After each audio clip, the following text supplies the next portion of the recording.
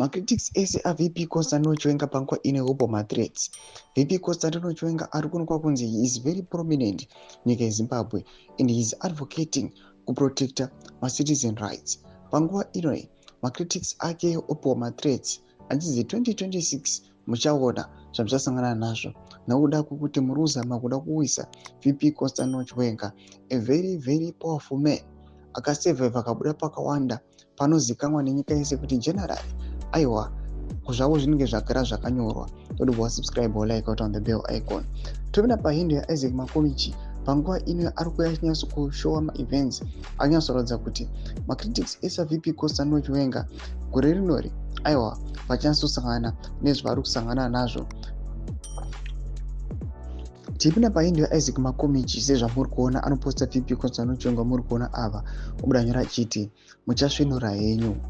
Zvigananda zviri kuda shurana, Temba atsika munhu, mumwe minista ari kuda kunakurirwa nyoka mhenyu namakanzuru panyaya dzeland.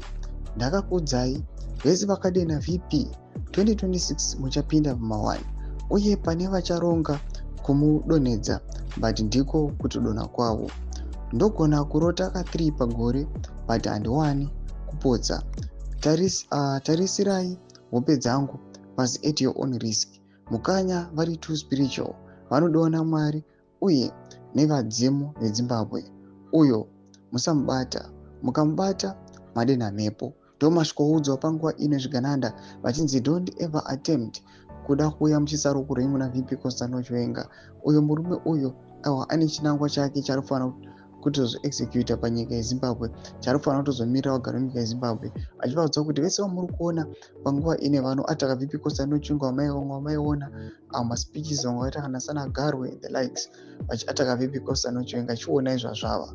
Panguva ino vachanzoudzwa chokwadi kunzi kungozama kuguma general chete. Aiwa, it is your own peril. Unosangana nezvaunosangana nazvo. Imboridzai mafunguro enyu muri kudi pamusoro pemashoko aMakomichi. Pana comment section medu, subscribe or like, chito the bell icon.